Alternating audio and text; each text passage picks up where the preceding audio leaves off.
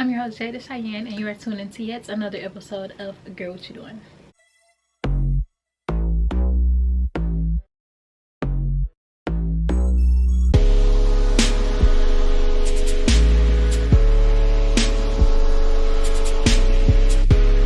So happy New Year and welcome back. Thank you for tuning in, and today's episode really aligns with, just the start of the year. So something I realized, I guess late last year, was that this was the first year I had no desire to create any New Year's resolutions. It just wasn't something that I cared to do. And normally I'm a very planning type of person. So vision boards, just a list of goals, sitting down, writing down all the things I want to do. Like, I'm very much that person. So the fact that I had no desire to do that this year, it was kind of odd to me, but I also felt like there was a reason for it as well. So I kind of just stepped into it and made it make sense.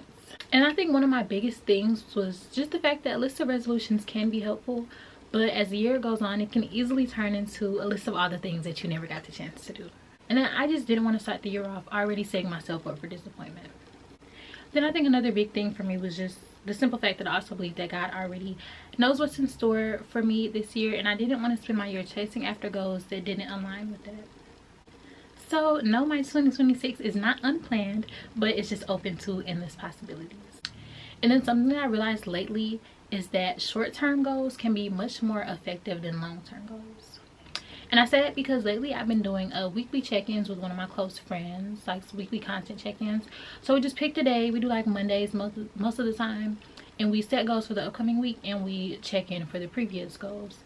And honestly, accomplishing something short term is so much easier than long term, because when you come back to it, you're like, okay, did I show up today? Did I show up this week? Rather than did I show up this year? 7 days or 1 day versus 365, that makes a really big difference.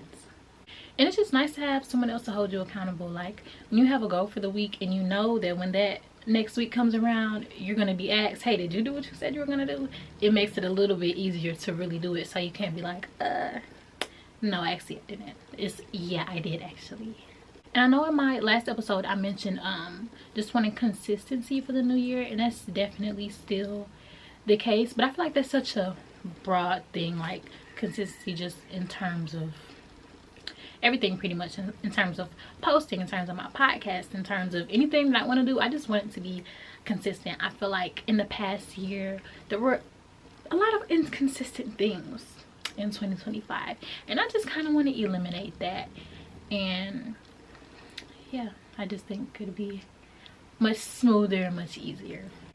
And then kind of circling back to the short-term goals, I think that checking off all of those things every week and doing what you said you were going to do every week, I think it naturally builds consistency, because when you have a long-term goal, it's kind of easier to miss a day or a month or a year or however it goes.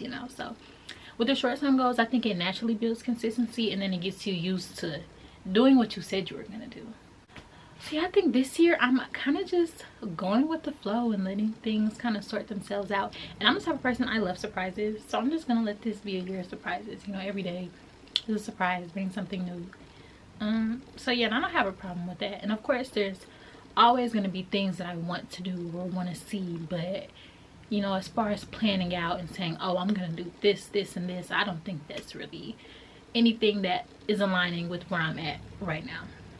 And then being that, like, my major milestone, probably the biggest milestone I've had going on the past 5 years, was graduating college, and I did that last year. So now that that's done, I just kind of feel like I did that, so everything else can, it's whatever. Also, I'm really big on pivoting. Like when things don't go the way you expected them to or the way you thought they were, pivoting is most important, because giving up isn't an option. So I also think that not having goals that are set in stone makes it really easy to pivot and say, you know what, this didn't work out, so I'm gonna do it this way instead. And then now I've made it make sense, but when January first started, I feel like it's such a loud, noisy month, and everyone's kind of announcing who they're becoming or who they want to be, and I just didn't have that. So I'm like, am I unmotivated? Am I unsure? Am I confused? Like, what is it? But once I realized that it just wasn't what aligned with me in the moment, I'm like, okay, I can work with this. then I think it's almost like an expectation thing too. It's like January starts and it's like, okay, who are you going to be this year? Who are you going to be here? You know, it's just a little like intimidating. Like, what's going on? Everybody's rebranding. I'm like, what am I doing? So yeah, once I kind of let go of that, it was much easier to just go about like, hey, 2026, how's it going? Like, New Year, same me. So yeah, for a while I was really confused on why I didn't feel the urgency to be like, okay, what do they say? This is my year. So they say every year, this is my year. So I didn't feel the urgency to say that, because every time, you know, every year is my year.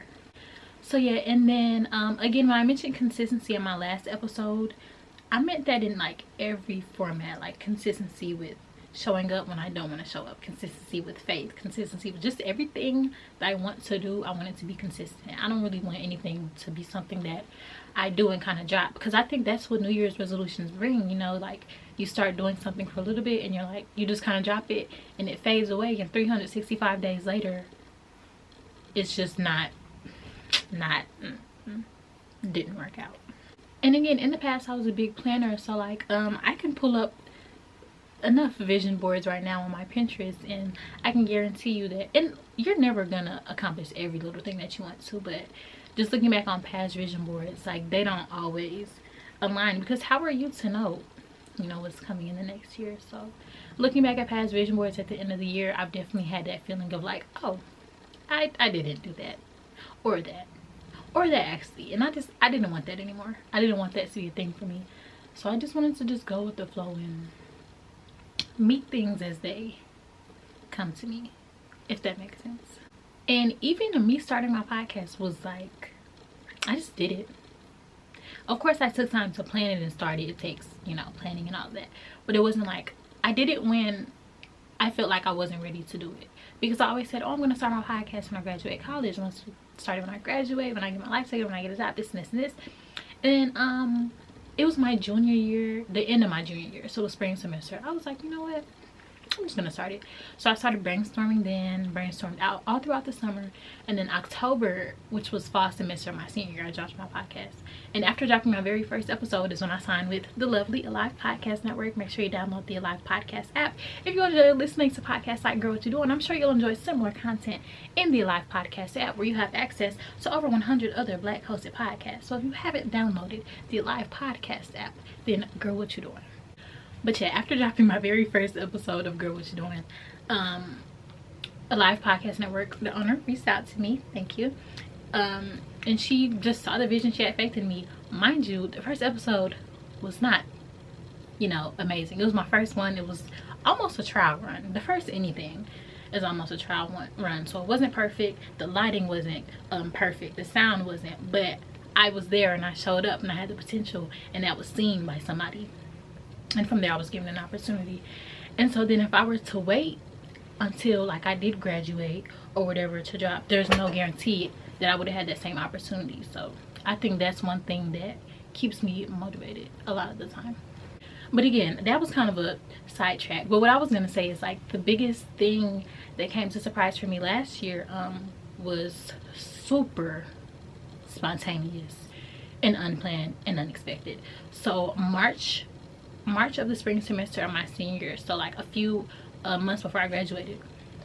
And then if you know me, you would know that like I talk about my dream job is to be a red carpet interviewer. So I want to be like award shows and all of those great things, and interview people on the red carpet and, you know, speak to people, all of those good things. And so I was literally scrolling on LinkedIn one day. If you don't use LinkedIn, start. If you need help, hit me up, because I'm a LinkedIn warrior. Okay, I love me some LinkedIn. But yeah, I was scrolling on LinkedIn one day.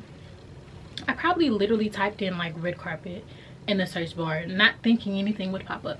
But there was this one opportunity and it was located in Atlanta, and it was for people who have existing podcast platforms pretty much to interview at a red carpet event for an independent movie premiere. So I was like, oh, this sounds like me. So I applied, just not necessarily knowing if, not caring what the outcome will be, just like kind of going for it.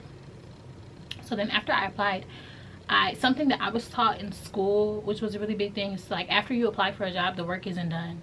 So you still have to send follow-ups, message people if you can, connect with them on LinkedIn. And so with me being so big on LinkedIn, I like kind of went into the job description and found the person who posted the job, and I sent them a message. I was like, hey, this is me, this is what I do, this is why I'm interested. And then they messaged me back probably like the same day or the next day, and they were like, you know, you were the only person to actually reach out to me and send me a message. We'd love to have you, this and this and this.